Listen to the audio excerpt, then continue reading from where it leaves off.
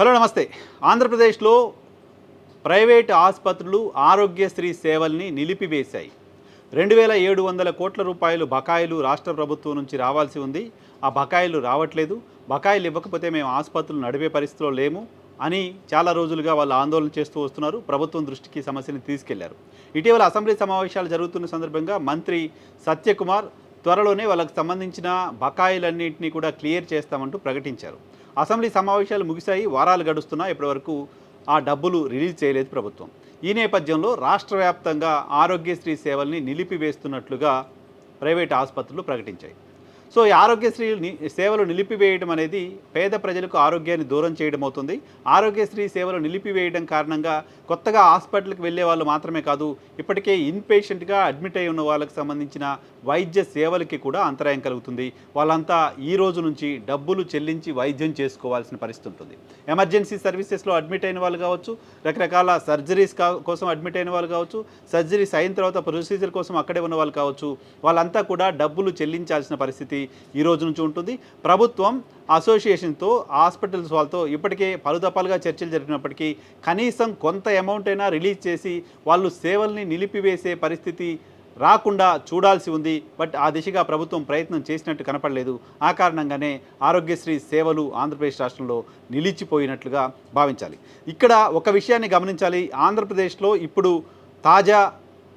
తాజాగా జరుగుతున్న చర్చ, తాజాగా మనమంతా మాట్లాడుకుంటున్న అంశం ప్రైవేటు వాళ్లకు మెడికల్ కాలేజీలు అప్పగించే అంశం. ఆంధ్రప్రదేశ్లో ప్రైవేటు వ్యక్తులకు మెడికల్ కాలేజీలు అప్పగించే ప్రయత్నం రాష్ట్ర ప్రభుత్వం చేస్తూ ఉన్న నేపథ్యంలో దాన్ని చాలామంది వ్యతిరేకిస్తున్నారు, పార్టీలు వ్యతిరేకిస్తున్నాయి. అది సరైంది కాదు అని చెప్తున్నాయి. ఎందుకు సరైంది కాదు అంటే ఇందుకు కారణం, ప్రైవేటు హాస్పిటల్కు ఆరోగ్యశ్రీ డబ్బులు చెల్లించలేదు అని వాళ్ళు సేవలు ఆపేస్తారు. ప్రైవేట్ వ్యక్తుల యాజమాన్యంలో ఆసుపత్రులు ఉంటే జరిగేది ఇదే. ఈవెన్ ప్రభుత్వ రంగంలో ఉన్న ఆసుపత్రుల్లో అన్ని సర్వీసెస్ అక్కడే ఇచ్చి డబ్బులు ఏదో అక్కడే ఖర్చు పెట్టి అక్కడ అన్ని సర్వీసెస్ దొరికేలా చేస్తే బాగుంటుంది తప్ప ప్రైవేటు వాళ్ళకి ఇచ్చినంత మాత్రాన ఏమవుతుంది. మేము ఇప్పుడు ఆరోగ్యశ్రీకి సంబంధించిన లిమిట్ని 25 లక్షలు చేసాం. 25 లక్షలు ప్రైవేట్ హాస్పిటల్లో ప్రభుత్వమే కడుతుంది, అది ప్రైవేట్గా ఏం ట్రీట్ చేయాల్సిన అవసరం లేదు, ప్రజలకు మెరుగైన వైద్యం అక్కడ దొరుకుతుంది అని కొంతమంది మేధావులు చెప్తున్నారు. ఆ మేధావులు గమనించాల్సింది ఏంటంటే ఆ ప్రైవేట్ ఆసుపత్రులకు ప్రభుత్వం కనుక డబ్బులు ఇవ్వడం ఆపేస్తే సేవలు ఆగిపోతాయి. సేవలు ఆగిపోవడం కారణంగా ప్రాణాలు ఆగిపోతాయి. ప్రాణాలు ఆగిపోవడం కారణంగా కొన్ని కుటుంబాలు కూలిపోతాయి. ఆ విషయాన్ని గుర్తుపెట్టుకోవాల్సిన అవసరం ఉంది. ఆరోగ్యశ్రీ పేరుతో ప్రైవేటు హాస్పిటల్కి దోచేస్తున్నారు లాంటి ఇంప్రెషన్ ఒక పక్కన ఉన్న నేపథ్యంలో, ప్రైవేట్ ఆసుపత్రులకు బిల్లులు ఇవ్వకుండా ప్రభుత్వం ఆపేస్తోంది ఇలాంటి ఇంప్రెషన్ వాళ్ళు ఎక్స్ప్రెస్ చేస్తూ ఉన్న నేపథ్యంలో, ఆ కారణంగా వైద్య సేవలు ఆగిపోతున్న నేపథ్యంలో ప్రభుత్వ రంగంలో మరిన్ని మెడికల్ కాలేజీలు, ఆసుపత్రులు రావాల్సిన అవసరం ఉంది. ప్రభుత్వ రంగంలో మరిన్ని మెడికల్ కాలేజీలు, వాటికి అనుబంధంగా ఆసుపత్రులు రావడం కారణంగా ప్రజలకు మెరుగైన సేవలు అందడానికి సంబంధించిన అవకాశం ఉంటుంది.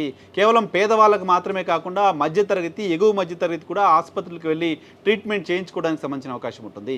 ట్రీట్మెంట్ చేయించుకోవడం అనేది కుటుంబాలని గుల్ల చేయకుండా, కుటుంబాలని కూలిపోయేలా చేయకుండా, కుటుంబాలని ఆర్థికంగా నష్టపోయేలా చేయకుండా వాళ్లకు కాస్త ప్రభుత్వ పరంగా మెరుగైన వైద్యం అందడానికి సంబంధించిన అవకాశం ఉంటుంది. ప్రతి పార్లమెంటు నియోజకవర్గానికి ఒక మెడికల్ కాలేజీ చొప్పున ఆంధ్రప్రదేశ్ రాష్ట్రంలో 25 ప్రభుత్వ రంగంలోని మెడికల్ కాలేజీలు ఉంటే ఏ స్థాయిలో వైద్యం, క్వాలిటీ వైద్యం ప్రజలకు అందుతుందో ఒకసారి ఆలోచించండి.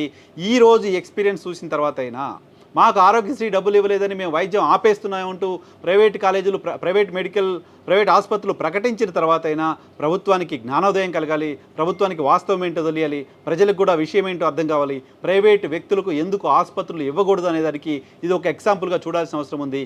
ఈ ఎక్స్పీరియన్స్ తర్వాత అయినా ప్రభుత్వం పునరాలోచన చేయాల్సిన అవసరం ఉంది. పునరాలోచన చేస్తుందని ఆశిద్దాం.